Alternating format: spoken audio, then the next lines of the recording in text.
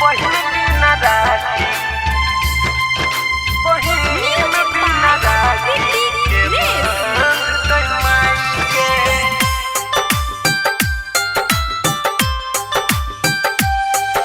बहिन बिना राखी के बंध तोर माई के।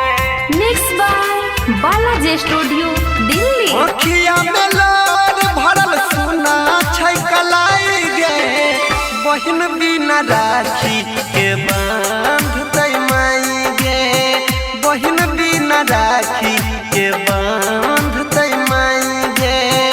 मोनिया उदास हमर कुछो नहीं पुराई गे बहिन बिना राखी के बांध तोर माई गे बहिन बिना राखी के बांध तोर माई गे। विकास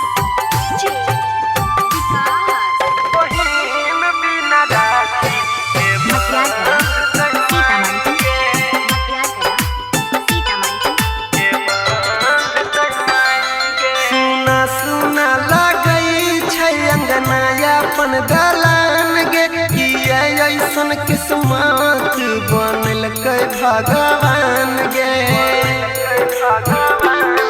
सुना सुना लगई छै अंगना अपन दलान गे किया ऐसन किस्मत बनल कै भगवान गे।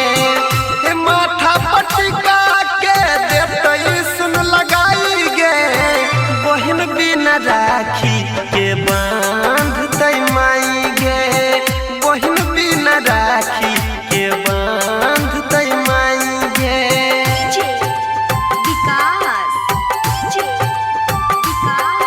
बहिन बिना राखी के बंध तोर माई के